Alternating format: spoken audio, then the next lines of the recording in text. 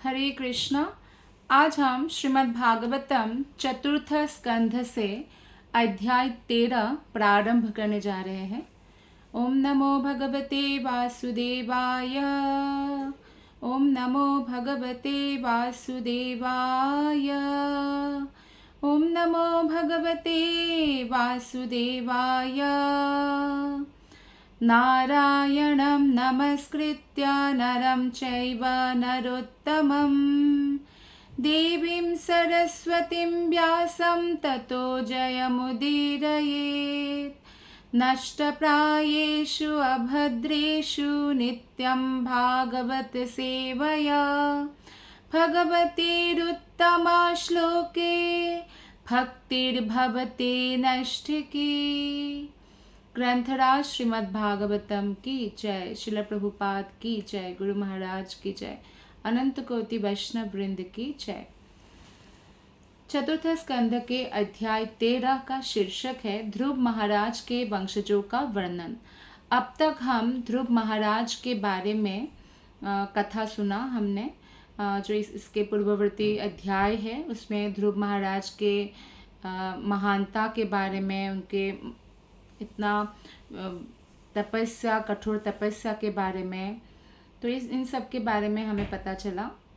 और नारद मुनि प्रचेता गणों को कहते हैं कि ऐसा राजर्षि बहुत विरल है और तपस्वी लोग भी हजारों जन्मों तक भी भगवान का आश्रय नहीं पा सकता है, लेकिन ध्रुव महाराज ने केवल 6 महीने में ही वो कर दिखाया। तो श्लोक नंबर 1। सुत उवाच निशम्य कोशारविणोपवर्णितं ध्रुवस्य वैकुण्ठपदाधिरोहणं प्ररूढभावो भगवत्यधोक्षजे प्रष्टुं पुनस्तं विदुरः प्रचक्रमे। अनुवाद और तात्पर्य शिल प्रभुपाद के द्वारा। शिल प्रभुपाद की जय।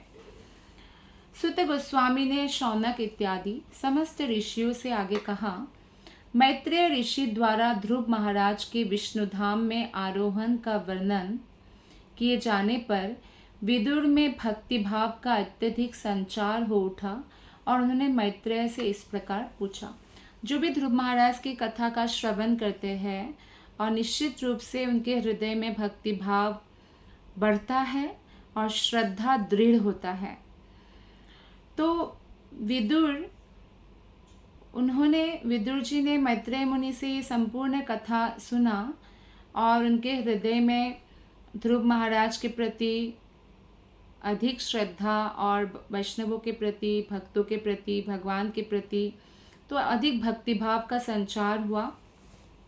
तो वो आगे इसलिए इसी विषय और प्रश्न करने वाले हैं, क्योंकि जब कोई आध्यात्मिक कथा श्रवण करते हैं, और हम लोगों बारंबार ध्रुव महाराज की कथा श्रवण करते हैं, प्रहलाद महाराज की, अम्बरीश महाराज, या ऐसे बहुत सारे भक्तों की कथा का श्रवण करते हैं, भगवान की लीला का श्रवण करते हैं, पर एक ही कथा जितनी बार भी सुनते हैं उतनी बार और अधिक हमें कुछ ना कुछ नया सीखने को मिलता है और अधिक आनंद मिलता है, रोचक लगता है, तो व्यक्ति कभी थकता नहीं है।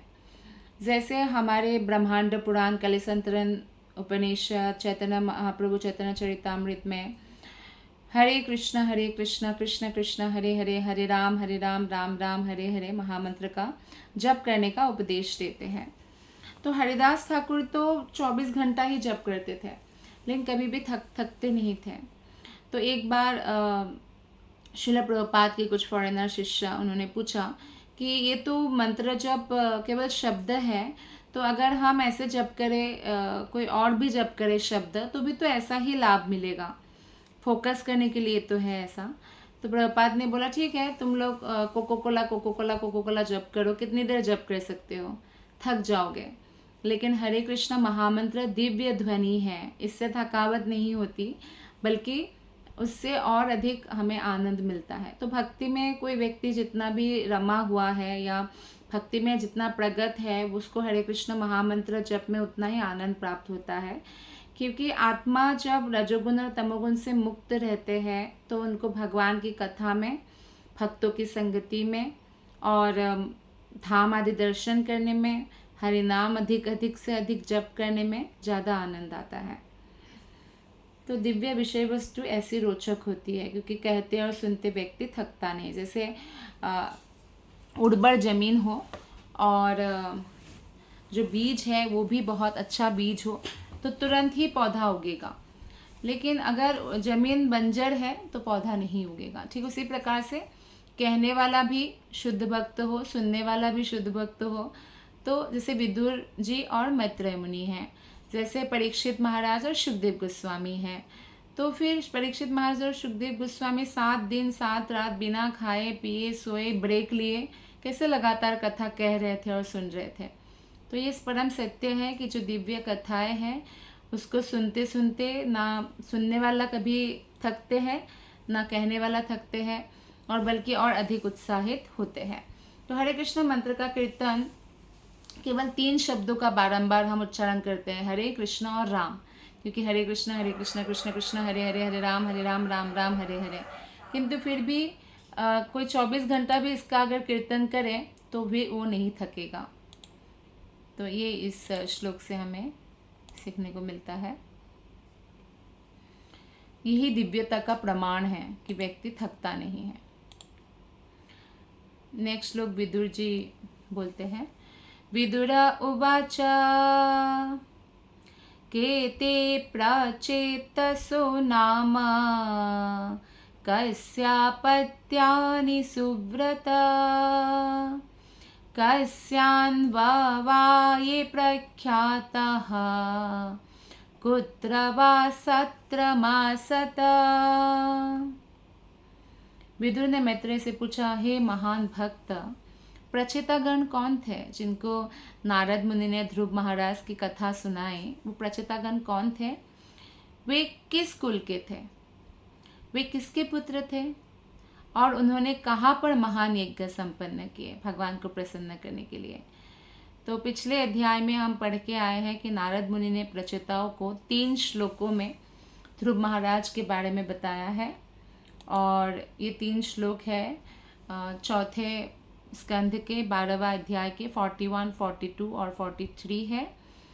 तो उन्होंने ऐसे गुणगान किया है ध्रुव महाराज का, कहा है कि बड़े बड़े महान तपस्वी या बड़े बड़े राजर्षि भी जो सफलता प्राप्त नहीं कर सकते हैं वो सफलता ध्रुव महाराज ने प्राप्त करके दिखाया। फिर जब बड़े बड़े राज ऋषि या बड़े बड़े तपस्वी के लिए ही वो सफलता संभव नहीं है तो साधारण मनुष्य के लिए तो क्या ही कहा जाए। तो श्लोक नंबर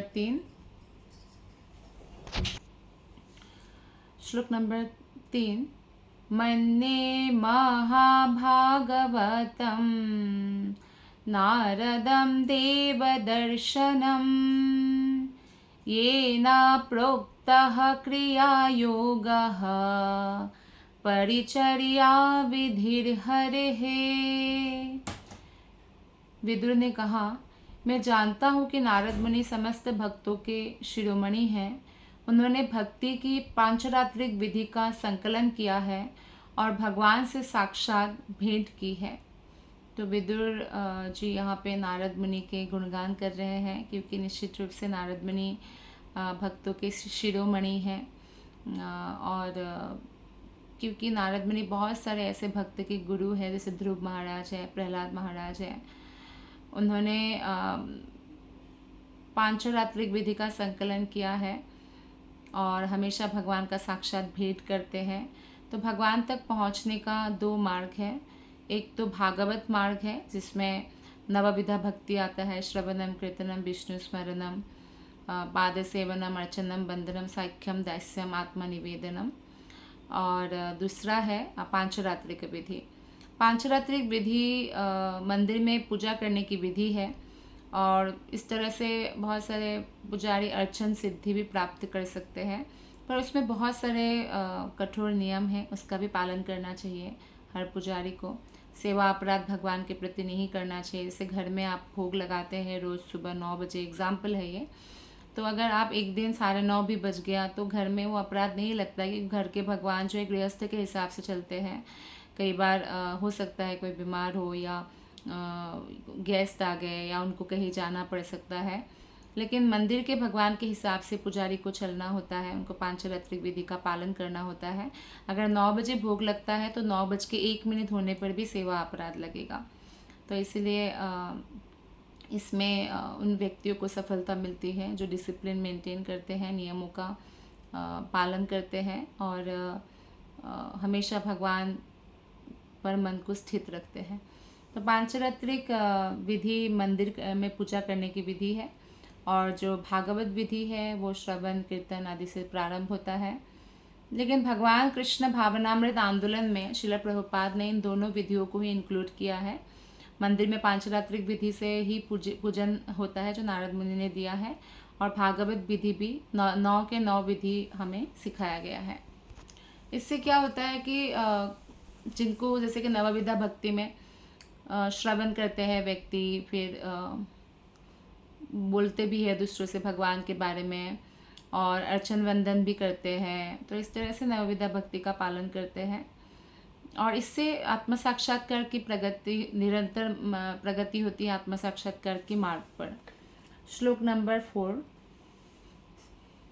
स्वधर्माशीलैः पुरुषैर् भगवान् यज्ञपुरुषः युज्यमानो भक्तिमता नारदेनेरितः किल।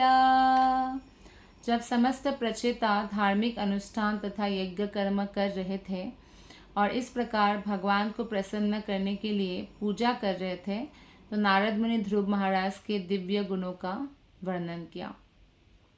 तो प्रचेता हमेशा नारद मुनि भक्तों के गुणगान करते हैं, और जब हम भगवान के गुणगान गाते हैं, भक्तों का गुणगान भी उसमें आ ही जाता है, क्योंकि भगवान कभी भक्तों से रहित नहीं होते हैं और भगवान के बहुत प्रिय होते हैं भक्त। तो इसलिए नारद मुनि सदा सर्वदा भक्तों का गुणगान करते हैं। नारद मुनि भगवान की लीलाओं का निरंतर गुणगान करते हैं, और इस श्लोक से प्रकट है कि वो हमेशा भक्त और भगवान दोनों की ही गुणगान करते हैं। उनके जीवन का एकमात्र लक्ष्य है नारद मुनि का कि वो भगवान के नाम का प्रचार प्रसार करे, भगवान की भक्ति का प्रसार करे।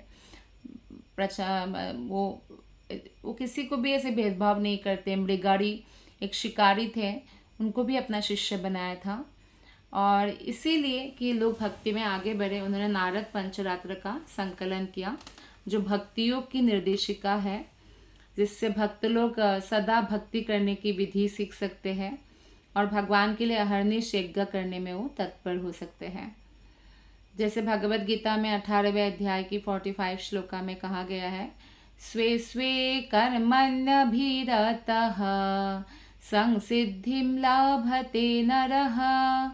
अपना निर्धारित कर्म संपन्न करके मनुष्य भगवान को प्रसन्न कर सकता है। तो भले ही कोई ब्राह्मण का कार्य करे, क्षत्रिय का करे, वैश्य का करे या शूद्र का करे, तो वो किसी भी स्थिति में क्यों ना हो, भक्ति किसी चीज़ पर डिपेंडेंट नहीं है, वो भगवान को प्रसन्न कर सकते हैं। भगवान के प्रति समर्पित होकर अपना जो भौतिक शरीर को मेंटेन करने के लिए जो ड्यूटी है उसको पालन करके भी। तो भागवत में भी 1.2.13 में कहा गया है, सनुष्ठिस्तस्य धर्मस्य संसिद्धिर्हरितोषणम। कर्तव्य की पूर्णता इसी में है कि मनुष्य अपना निर्धारित कार्य करते हुए भगवान को प्रसन्न रखे। और जब प्रचेतागण इस निर्देश के अनुसार यज्ञ कर रहे थे तो नारद मुनि बहुत प्रसन्न हुए। नारद मुनि या ब्रह्मा जी या जो भी भक्तगण हैं, यहाँ तक कि देवतागण भी, जब मनुष्य कोई भी शुद्ध भक्ति में लगा हुआ होता है तो उन पर उनकी कृपा दृष्टि रहती है, उन पर जो है वो दयालु होते हैं और बहुत प्रसन्न होते हैं। तो इसलिए उन्होंने यज्ञस्थल में ध्रुव महाराज के गुणों का गान करना चाहा नारद मुनि ने। श्लोक नंबर 5। यास्ता देव ऋषिणा तत्र वर्णिता भगवत कथः मह्यं शुश्रूषवे ब्रह्मन् कात्स्नैर्नाचष्टुमर्हसि। हे ब्राह्मण, नारद ने भगवान का किस प्रकार गुणगान किया और उस सभा में किन लीलाओं का वर्णन हुआ, मैं उन्हें सुनने का इच्छुक हूँ। ऐसा विदुर जी कह रहे हैं मैत्रेय मुनि से। कृपया विस्तार से भगवान की उस महिमा का वर्णन कीजिए। तो भक्त हमेशा भगवान के बारे में श्रवण करने के लिए उत्सुक रहते हैं। तो मैत्रेय मुनि अब कहते हैं 6 श्लोका में, मैत्रेया उवाच ध्रुवस्याचोत्कलः पुत्रः पितरि प्रस्थिते वनम् सार्वभौमाश्रियं नेच्छाद् अधिराजासनं पितुः। महामुनि मैत्रेय ने उत्तर दिया, हे विदुर, जब ध्रुव महाराज वन चले गए तो उनके पुत्र उत्कल ने अपने पिता के वैभवपूर्ण राज सिंहासन की कोई कामना नहीं की, क्योंकि वो तो इस लोक के समस्त देशों के शासक के निमित्त था। तो एक्चुअली ध्रुव महाराज ने जैसे ही उनके पुत्र बड़े हुए, उनको राजकाज देकर वो वन चले जाते हैं और भक्त हमेशा भक्ति करना चाहते हैं। लेकिन उनके पुत्र जो उत्कल है वो भी अपने पिता जैसे ही हमेशा भगवान के भक्ति में उनका मन था और इसीलिए इतने बड़े राजर्षि के पुत्र होने के बाद भी उन्होंने कभी ऐसा नहीं सोचा कि मुझे राज्य करना है या राज पर मेरा अधिकार है। नहीं तो राज्य के लिए तो लोग अपने, ऐसे बहुत उदाहरण है, अपने पिता या अपने भाई की भी हत्या कर देते हैं। लेकिन उत्कल ऐसे नहीं थे, वो बहुत मन से वैरागी थे और भगवान में उनका मन स्थित था। इसलिए उन्होंने राज सिंहासन की कोई भी आशा की ही नहीं। श्लोक नंबर 7, सजन्मानोपशान्तात्मा निःसङ्गः सामदर्शनः ददर्शालोके विततम् आत्मानं लोकमात्मनि। उत्कल जन्म से ही पूर्णतया संतुष्ट था तथा संसार से अनासक्त था। वो समदर्शी था क्योंकि वो प्रत्येक वस्तु को परमात्मा में और प्रत्येक व्यक्ति के हृदय में परमात्मा को स्थित देखता था। अब इतने महान पिता के पुत्र हैं तो ये असर तो होना ही था। तो जन्म से ही वो बिल्कुल संतुष्ट था। हमारे आसपास आप ऐसे बहुत लोगों से मिलते होंगे जो हमेशा संतुष्ट नहीं रहते हैं, कुछ ना कुछ कंप्लेन रहता है, मुझे ये नहीं मिला, वो नहीं मिला, इस तरह से। लेकिन ऐसे भी लोग होते हैं जो संतुष्ट होते हैं, जो सत्वगुण में होते हैं, खासकर जो भक्ति में रहते हैं, उनको जो भी मिल गया उसमें संतुष्ट रहते हैं। हाँ, वो आलसी नहीं होते हैं, वो अपने कर्तव्य का पालन कृष्ण की प्रसन्नता के लिए करते हैं। भौतिक शरीर को मेंटेन करने के लिए, पेट को पालन करने के लिए, उनके परिवार को पालन पोषण के लिए जो भी कार्य करते हैं उसका फल वो कृष्ण को समर्पण करते हैं और वो कार्य करते समय भी वो भगवान को नहीं भूलते हैं। तो जहाँ तक उत्कल ध्रुव महाराज के पुत्र की बात है, वो पहले से ही अनासक्त था, पहले से ही उनका मन वैरागी था और समदर्शी था, क्योंकि पंडिता समदर्शिना, तो वो हर एक के हृदय में बैठे परमात्मा का जो है वो ज्ञान था उनको। वो परमात्मा को स्थित देख सकते थे प्रत्येक वस्तु और प्रत्येक प्राणी के हृदय में। तो महाराज ध्रुव के पुत्र उत्कल के जो लक्षण थे, कैरेक्टरिस्टिक्स थे, वे महाभागवत के गुणों जैसा है। जैसा कि भागवत गीता 6.30 श्लोक में कहा गया है, यो मा पश्यति सर्वत्र सर्वं च मायि पश्यति। सिद्ध भक्त भगवान को सर्वत्र देखता है और हर वस्तु भगवान में स्थित उनको दिखती है। इसलिए कभी भी वो भगवान से दूर स्वयं को नहीं पाते हैं और हर समय वो भगवान की उपस्थिति का अनुभव करते हैं। सिद्ध महाभागवत भक्त इस प्रकार देखता है, वो एक ही परमात्मा को हर एक के हृदय में स्थित देखता है और उसमें जीवात्माओं के भौतिक रूपों का कोई भेदभाव नहीं रह जाता है। उनको पता है कि अपने अपने कर्मों के अनुसार सब लोगों ने एक एक शरीर धारण किया है, तो इसलिए वो किसी भी प्रकार का भेदभाव नहीं करते हैं। सर्वस्व ईश्वर के उपस्थिति का अनुभव करने वाला महाभागवत कभी भी ईश्वर के दृष्टि से ओझल नहीं होता। हमेशा भगवान ऐसे महाभागवत की सुरक्षा करते हैं और हमेशा भगवान ऐसे महाभागवत का भी स्मरण करते हैं, और ना परमेश्वर ही उनकी दृष्टि से ओझल होता है, वो भी हर जगह भगवान को देखते हैं। जैसे कि प्रहलाद महाराज को जब उनके पिता ने बोला, क्या इस खंभे में भी तेरा भगवान है, विष्णु है? तो बोला कि हाँ, हर वस्तु में जब भगवान है तो मुझे तो खंभे में भी दिख रही है। तो यह तभी संभव है जब कोई ईश्वर के प्रेम में बहुत आगे निकल गया हो। श्लोक नंबर 8 और 9। आत्मानं ब्रह्म निर्वाणं प्रत्यस्तमित विग्रहम् अवबोधारसैकात्म्याम् आनन्दमानुसन्ततम् अव्यावच्छिन्नयोगाग्नि दग्धकर्मामलाशयः स्वरूपामावरुन्धानो नात्मानोन्यं तदेक्षत। उसने परम ब्रह्म के विषय में अपने ज्ञान के प्रसार द्वारा पहले ही शरीर बंधन से मुक्ति प्राप्त कर ली थी। अर्थात वो इस तरह से स्थित थे भगवान की भक्ति में कि ऑलरेडी मुक्त थे। ऐसे मुक्ति को निर्वाण कहा जाता है। उत्कल के बारे में कहा जा रहा है, जो ध्रुव के पुत्र है, वो दिव्य आनंद की स्थिति को प्राप्त था और उसी आनंदमय स्थिति में रहता रहा, जो अधिकाधिक बढ़ती जा रही थी। तो हमारे भौतिक संसार में जो सुख है वो बढ़ती नहीं रहती है, हमेशा घट जाती है। जैसे जब मान लीजिए कोई प्रेमिक प्रेमिका हो, आपस में जब उनका पहला आंखों का मिलन होता है, उनको हो सकता है बहुत अमृत जैसा लगे, फिर उन्होंने विवाह किया तो भी उनको बहुत अच्छा लग सकता है, लेकिन समय के साथ एक दूसरे के प्रति आकर्षण उनका घट ही जाना है और लड़ाई झगड़ा भी हो सकता है। तो कहने का मतलब है कि भौतिक संसार में जो सुख है वो हमेशा एक जैसा नहीं रहता है, घट जाता है। या आप देख लीजिए, किसी को अगर रसगुल्ला भी पसंद है या गुलाब जामुन पसंद है, अगर वो रोज़ उसको खिलाया जाए तो उसका मन उब जाएगा उससे। लेकिन आध्यात्मिक जगत में ऐसा नहीं होता, या आध्यात्मिक सुख या आनंद ऐसा नहीं होता है। वो दिन ब दिन अधिकाधिक बढ़ता ही जाता है और कभी घटता ही नहीं है। यह सतत भक्ति योग के कारण ही संभव था, जिसकी तुलना अग्नि से की गई है, जो समस्त मलिन भौतिक वस्तुओं को भस्म कर देती है। तो उत्कल जो थे वो सतत भक्ति योग करते थे। मतलब सतत मतलब हर क्षण निरंतर अविरल अविचलित भक्ति योग में वो रहते थे, और इसीलिए कोई भी मलिन वस्तु नहीं टिक पाता है ऐसे व्यक्ति के हृदय में। वो सदैव आत्मा साक्षात्कार की अपनी स्वाभाविक स्थिति में रहता था और भगवान के अतिरिक्त कुछ भी नहीं देख सकता था और भक्ति योग में तल्लीन रहता था। कई बार ये क्वेश्चन आता है कि हम मटेरियल लाइफ और स्पिरिचुअल लाइफ को कैसे बैलेंस करें।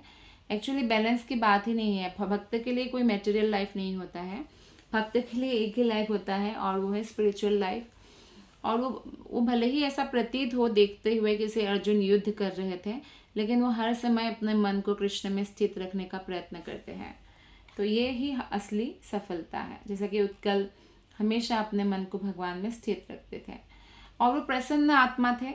श्लोक 18 और 18.54 भगवत गीता में बताया गया है, ब्रह्मभूतः प्रसन्नात्मा न शोचति न कांक्षति समः सर्वेषु भूतेषु मद्भक्तिं लभते पराम। दिव्य अवस्था में स्थित पुरुष को तत्काल परम ब्रह्म की अनुभूति होती है और वो पूर्ण रूपेण आनंदमय हो जाता है। वो ना शोक करता है और ना किसी वस्तु को पाने की इच्छा करता है। वो सब प्राणियों में संभाव रखता है। इस अवस्था में उसे मेरे शुद्ध भक्ति योग की प्राप्ति होती है। अर्थात जो दिव्य अवस्था को प्राप्त करते हैं उनको भौतिक चीज़ों के प्रति ना कोई आसक्ति होती है और ना किसी बात का भौतिक सुख और दुख उनके लिए कोई वैल्यू नहीं रखता है, क्योंकि उनके लिए भगवान ही सबसे इम्पॉर्टेंट है। और भगवान की जो आनंदमय स्थिति है भगवान के स्मरण में, भगवान के कीर्तन में इत्यादि में, तो उसी में उनका मन जो है लगा रहता है। वो शुद्ध भक्ति योग को प्राप्त होते हैं।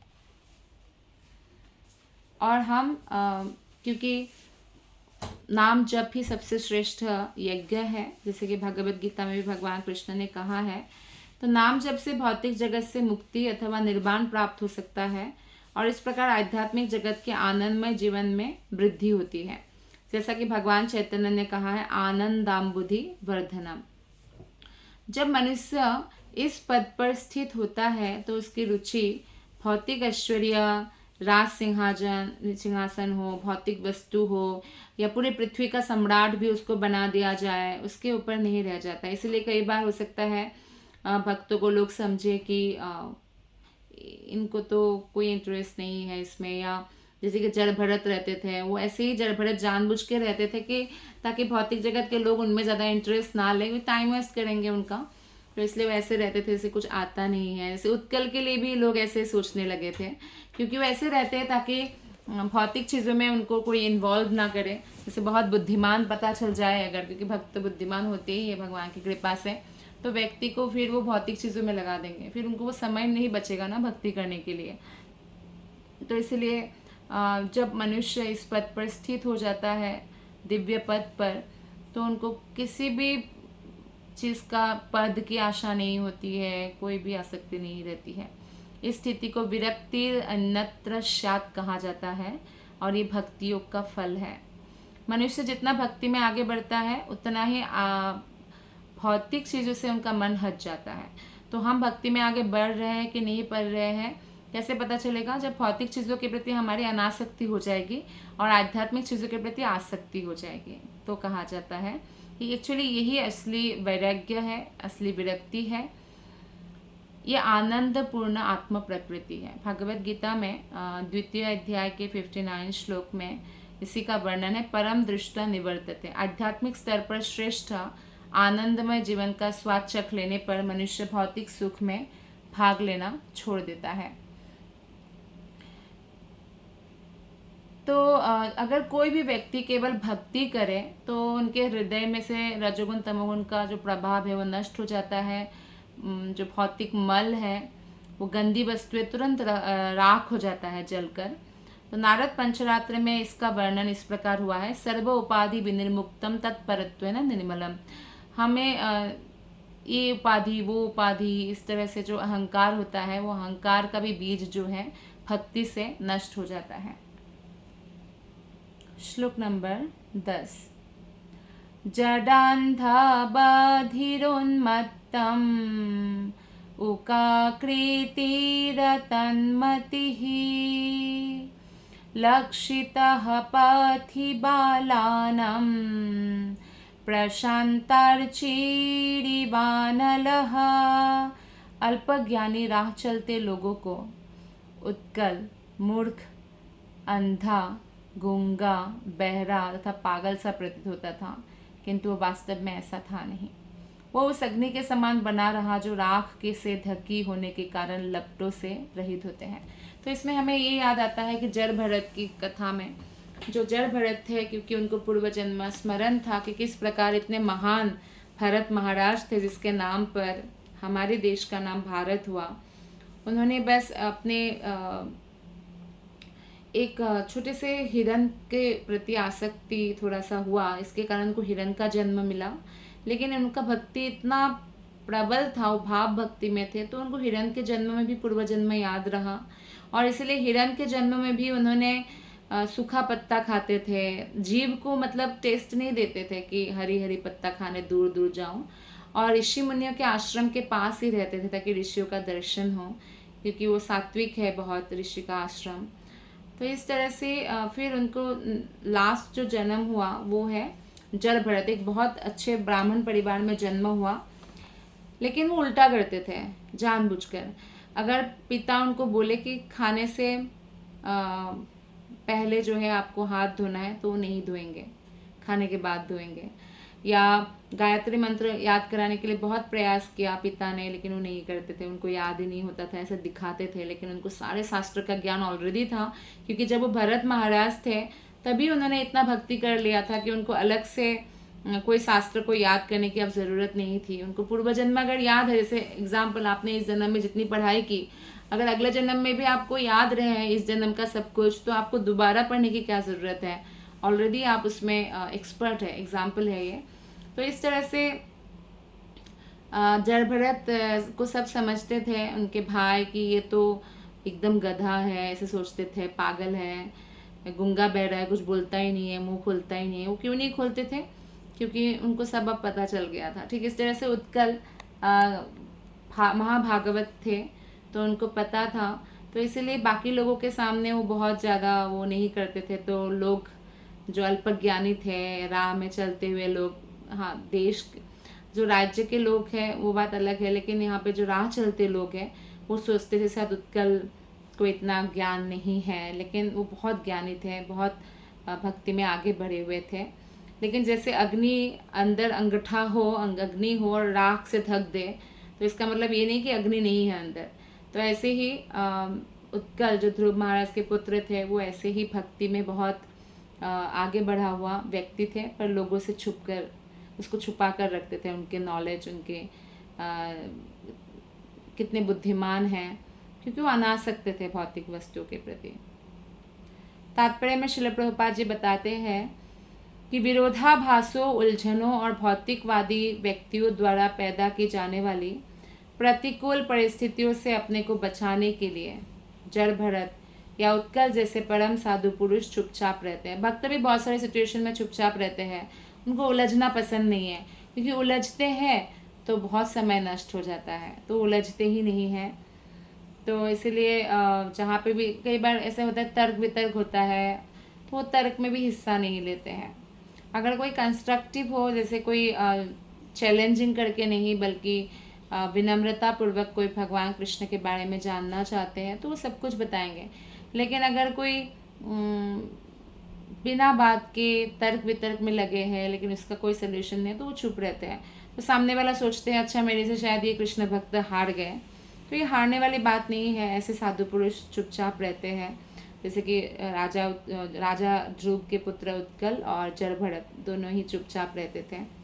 वास्तव में सिद्ध भक्त ऐसे लोगों से जो भक्तिमय जीवन नहीं बिताते, जिनके लिए भक्ति कुछ भी नहीं है, जो कृष्ण को नहीं जानते हैं और ना जानना चाहते हैं, तो उनसे बातचीत करने से कतराते हैं, बचते हैं, भले ही वो चुप रहते हैं, लेकिन समय नष्ट नहीं करते हैं। लेकिन जो भक्ति करते हैं उनसे मित्रता पूर्वक बोलते हैं, और जो अबोध है, इनोसेंट है, उनको भगवान के बारे में प्रचार करते हैं।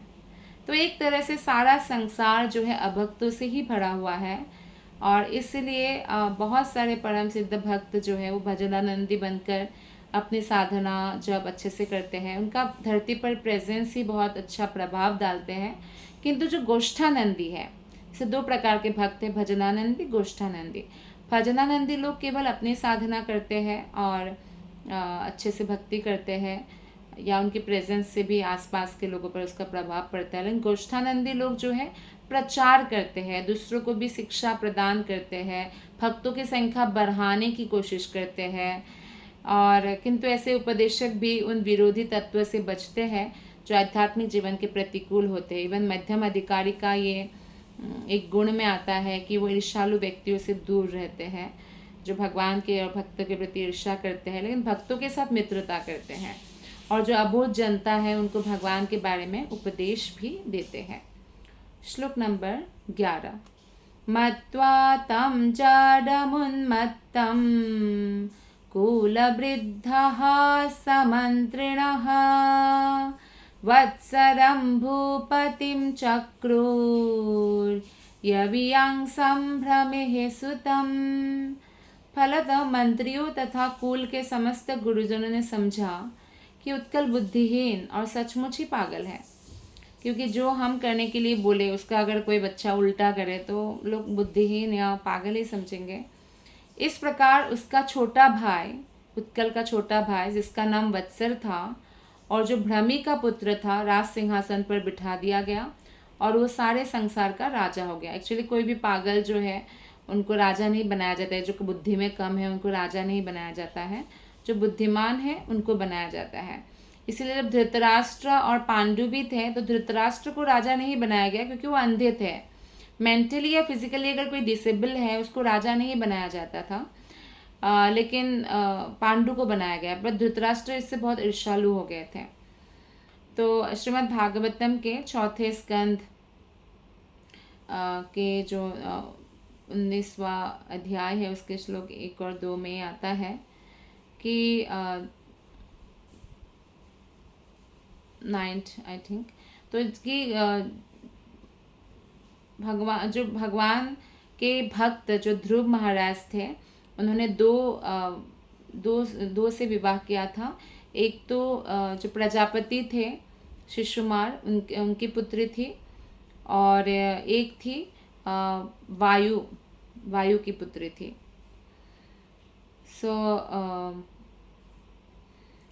प्रजापति शिशुमार की जो पुत्री थी उनका नाम भ्रमी, उनका 2 बेटा था, कल्प और वत्सर, और दूसरी पत्नी का नाम था इला, जो वायु देवता के पुत्री थी। वायु देवता के पुत्र हम जानते हैं हनुमान जी हैं, भीम हैं, तो ऐसे ही उनकी एक पुत्री थी और उनका नाम इला, और इला का भी विवाह ध्रुव महाराज से हुआ।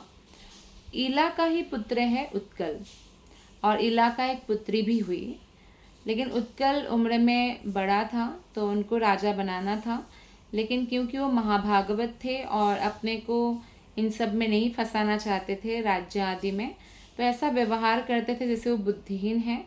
और यह देखकर जो कुल के समस्त गुरुजनों ने सोचा कि उत्कल को राजा बनाना ठीक नहीं होगा, क्यों ना हम भ्रमी का पुत्र को ही राजा बनाए।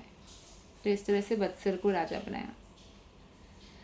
एक्चुअली यहाँ से ये भी बात पता चलता है इस श्लोक से कि परिवार के जो गुरुजन हैं, बड़े बूढ़े हैं या मंत्रीगण हैं, तो वो परिवर्तन ला सकते थे उस समय भी, और सिंहासन के लिए उचित व्यक्ति चुन सकते थे। यद्यपि परिवार का ही कोई व्यक्ति सिंहासन का अधिकारी बन सकता था, इसलिए लेकिन ऐसा भी था कि ऐसा ज़रूरी नहीं है कि राज परिवार से ही बनाए, नहीं तो ऐसा भी हुआ कि बाद में उन्होंने अलग किसी को चुना और उनको राजा बनाया, ऐसा भी बहुत हुआ है।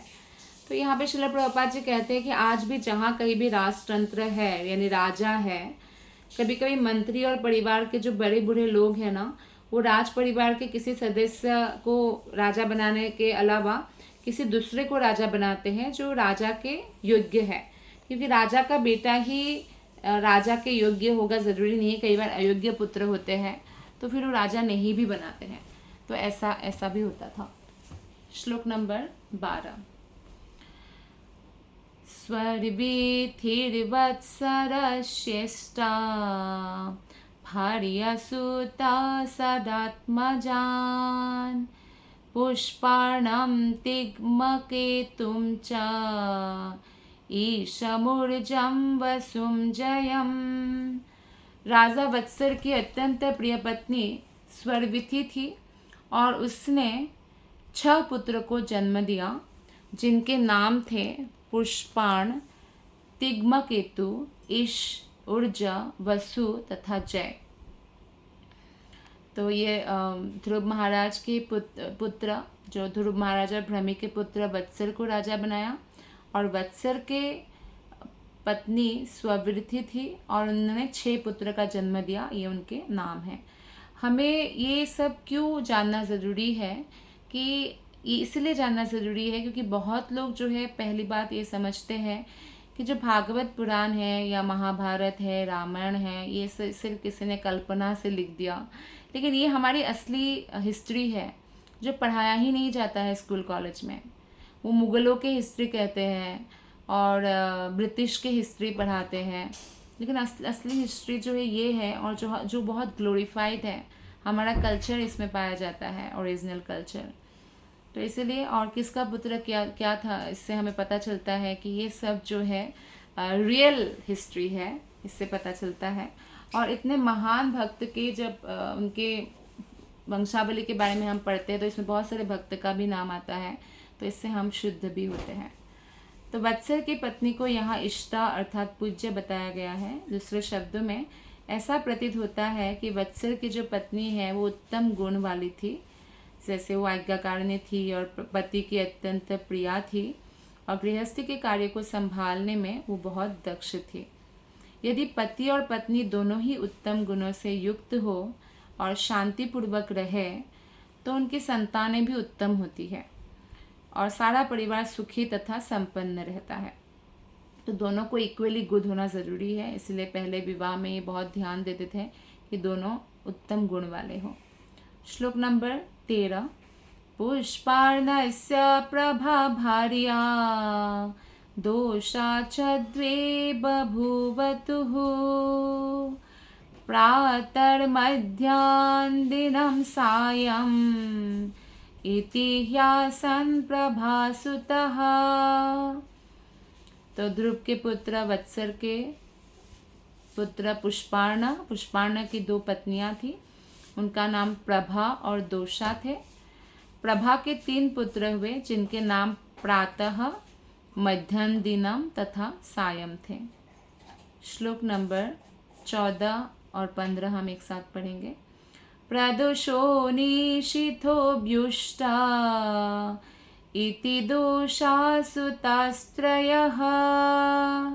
व्युष्टः सूतं पुष्करिण्यां सर्वतेजसमादधे।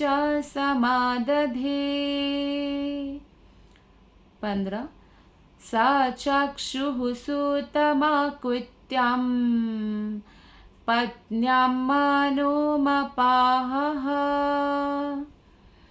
मनोरसूता महिषी विरजान्नं वलासुतन् पुरुं कुत्सं त्रितं द्युम्नं सत्यवन्तं मृतम् अग्निष्टोमामतिरात्रं प्रद्युम्नं शिबिमुल्मुखम्। तो 15-16 एक साथ है श्लोका। तो इसका ये अर्थ है कि दोषा के 3 पुत्र थे, प्रदोष, निषिद्ध तथा व्युष्ट। व्युष्ट की पत्नी का नाम पुष्करिणी था जिसने सर्वतेजा नामक अत्यंत बलशाली पुत्र को जन्म दिया। सर्वतेजा की पत्नी आकुति ने एक पुत्र को जन्म दिया जिसका नाम चाक्षुष था। और हमने सुना है चाक्षुष मनु के बारे में, जो मनु कल्पांत में 6ठा मनु बना। चाक्षुष मनु की पत्नी नंगवला ने निम्नलिखित निर्दोष पुत्र को जन्म दिया।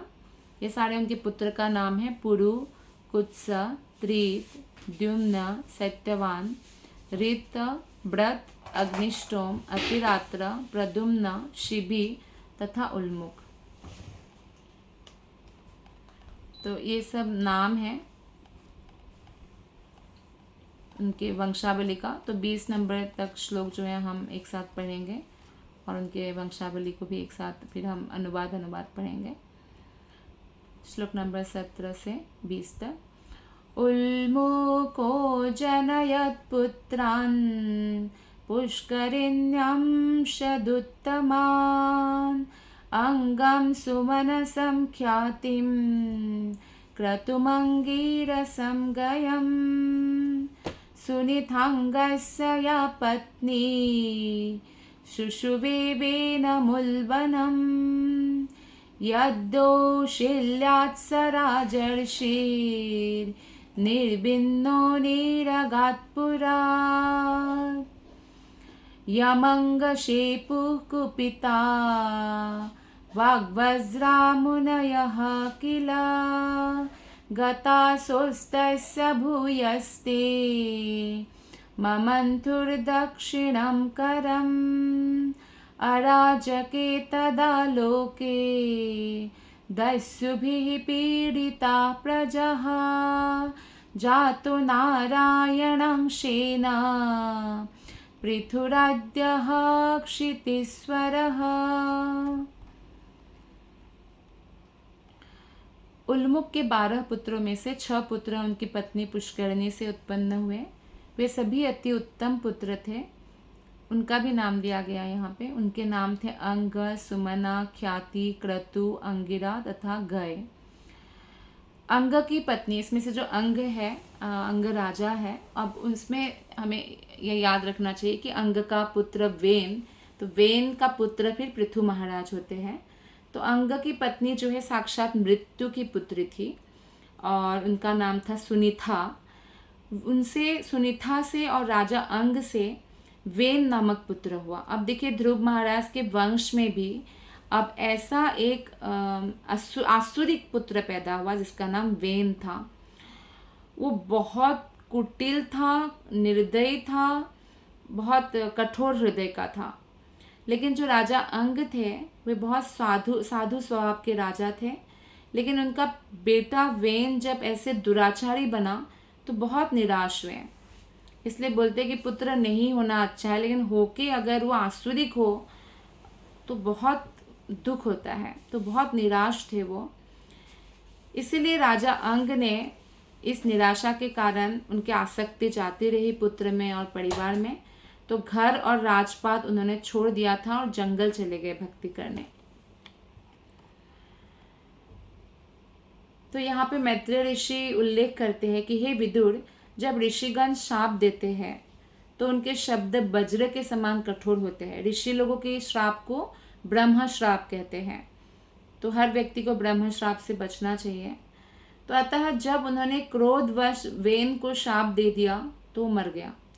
मतलब राजा वेन जब राजा बना इतना, क्योंकि अंग राजा तो चले गए थे जंगल में, लेकिन जब वेन राजा बना तो इतना ही आसुरिक राजा था कि उसको मारना ही पड़ा सारे ऋषियों को श्राप देकर। उसकी मृत्यु के बाद कोई राजा ना होने से चोर उचक्के पनपने लगे, क्योंकि वेन को मार दिया तो अब कोई राजा ही नहीं है। तो जैसे घर अराजकता हो जाता है ना, तो कोई भी डाकू या चोर लुटेरे जो है वो बहुत ज़्यादा जो है पनपने लगते हैं और राज्य में कोई नियम नहीं रहता, अनियमितता फैल गई और समस्त नागरिकों को भारी कष्ट झेलना पड़ा। यह देखकर ऋषियों ने वेन जो था, क्योंकि ध्रुव महाराज के वंशज थे तो इसलिए ऐसे ही नहीं नष्ट होने दे सकते हैं वंशावली को। तो वेन की दाहिनी भुजा को दंड मठनी बना लिया और मठ मठ के उनकी बॉडी को उन्होंने भगवान विष्णु के अपने अंश के रूप में संसार के आदि सम्राट राजा पृथु के रूप में भगवान विष्णु अवतरित हुए। तो राजतंत्र प्रजातंत्र से उत्तम होता है, ऐसा श्रील प्रभुपाद कहते हैं। मतलब डेमोक्रेसी से उत्तम राजतंत्र होता है, क्योंकि यदि राजतंत्र प्रबल हो तो राज्य के भीतर जो विधि विधान है वो सुचारू रूप से पालन होता है। 100 वर्ष पहले उन्होंने प्रभुपाद उदाहरण देते कि पहले कश्मीर में एक ऐसा राजा हुआ करता था, कोई अगर चोरी करता था तो उसका हाथ ही काट देता था, जो कि मनु संहिता के हिसाब से, हमारे शास्त्र के हिसाब से ये सही है कि चोरी करने वालों का हाथ काट देना चाहिए। तो ऐसे तो जहाँ राजा है ये सब लाना आसान है नियम, लेकिन डेमोक्रेसी में ऐसा नियम नहीं ला सकते हैं। इसीलिए उस कश्मीर के राजा जब ऐसा करने लगे तो चोरी ही बंद हो गया, क्योंकि अगर हाथ ही कट जाए तो चोरी नहीं करते, एक दूसरे को देख के वो सीखते थे। तो ऐसा कठोर दंड होना चाहिए अगर कोई गलती करे तो। ऐसा हो गया था एक समय कि कोई अगर रास्ते में भी कोई कुछ छोड़ देता था, कोई उसे छूता भी नहीं था। जिसका सामान था वो अगर भूल गया, गिर गया, वो वापस आके उधर ही उसको मिल जाता था। तो ऐसा हो तो कितना सुंदर हो। तो आगे जो हमारी नेक्स्ट क्लास होंगी उसमें हम राजा वेन ने किस तरह से क्या किया उस बारे में चर्चा करेंगे, पढ़ेंगे, और कैसे पृथु महाराज जो है आए और अवतरित हुए स्वयं भगवान, इसके बारे में भी चर्चा करेंगे। आप सबका हृदय से बहुत बहुत धन्यवाद। हरे कृष्ण।